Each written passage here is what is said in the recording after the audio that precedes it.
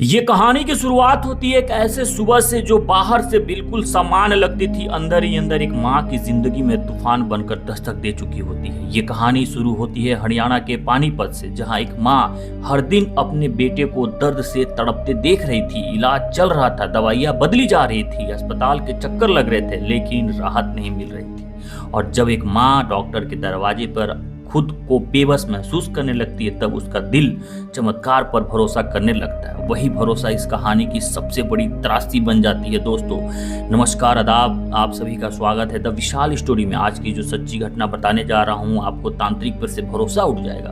कहानी की सबसे बड़ी शुरुआत होती है, मुलाकात होती है एक ऐसे व्यक्ति से जो खुद को तांत्रिक बताता है, जो बड़ी बड़ी बातें करता है, देवी देवताओं का नाम लेता है, पूजा पाठ, तंत्र मंत्र और चमत्कार का झांसा देता है। वो कहता है कि बेटा ठीक हो जाएगा, बस एक विशेष पूजा करनी होगी। और जब माँ पूछती है कि कहाँ, कैसे और कब, तो जवाब मिलता है कि ये पूजा साधारण नहीं है, इसे यमुना नदी के किनारे करना होगा।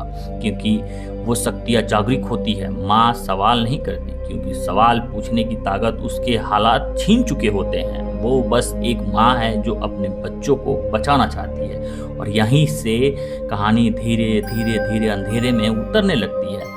तय दिन पर तांत्रिक के साथ यमुना किनारे पहुंचती है। पूजा की तैयारी होती है, तंत्र मंत्र पढ़े जाते हैं, जल आजमन नाम पर उसके कुछ पिलाया जाता है, और कुछ ही देर में उसका शरीर जवाब देने लगता है। आंखें भरी हो जाती हैं, जमीन घूमने लगती है और फिर वो बेहोश हो जाती है। जब उसे होश आता है तो दुनिया बदली हुई होती है। उसका शरीर वही है, लेकिन उसका आत्मा पर हमला हो चुका होता है। उसे समझ आ जाता है कि उसके साथ कुछ बेहद गलत हुआ है। लेकिन ये कहानी यही नहीं रुकती, क्योंकि पीड़ित का आरोप है कि उसी बेहोशी के हालत में तांत्रिक ने उसका अपहरण कर लिया। उसे हरियाणा से सैकड़ों किलोमीटर दूर असम के घने जंगलों में ले जाया गया, जहाँ ना कोई जान, ना पहचान, ना भाषा की समझ, ना मोबाइल का नेटवर्क और ना ही किसी प्रकार का कोई मदद की उम्मीद। वहाँ करीब 10 दिन तक उसे बंधक बनाकर रखा गया। हर दिन डर के साए में गुजरा, हर रात उसके लिए एक नई यातना बनकर आई। विरोध करने पर जान से मारने की धमकी दी गई।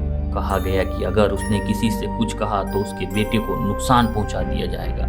माँ के लिए इससे बड़ा हथियार क्या हो सकता है। वो डरती रही, सहती रही, लेकिन अंदर ही अंदर जिंदा रहने की जिद भी पालती रही। उधर पानीपत में घर का माहौल मातम में बदल चुका था। माँ अचानक गायब थी, फोन बंद था, कोई खबर नहीं थी। परिवार दर दर भटक रहा था।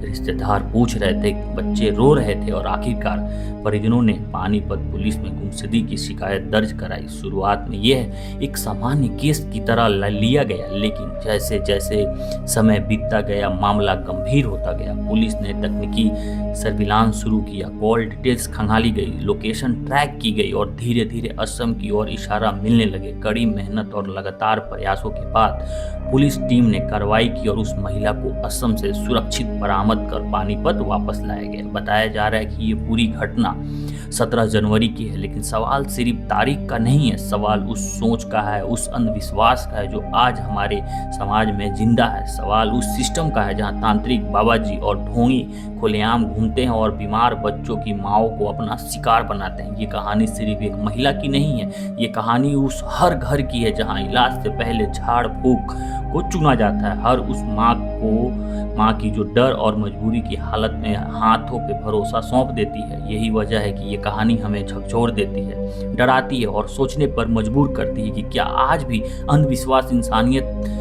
से बड़ा हो गया है। क्या आज भी बीमारियों का इलाज विज्ञान से ज़्यादा तंत्र मंत्र पे ढूंढा जा रहा है। क्योंकि सच्चाई यही है कि बीमारियां दवा से ठीक होती है, तांत्रिक के झांसे से नहीं। अगर ऐसा भरोसा गलत हाथों में चल जाए तो वो दुआ नहीं बल्कि पूरी जिंदगी की सजा बन जाती है। दोस्तों खबर कैसी लगी कमेंट बॉक्स में अपनी प्रतिक्रिया ज़रूर दें, और इस कहानी से आपको क्या सीख मिलती है ये भी ज़रूर बताएं। और चैनल पर नए हैं तो चैनल को सब्सक्राइब ज़रूर कर ले। धन्यवाद।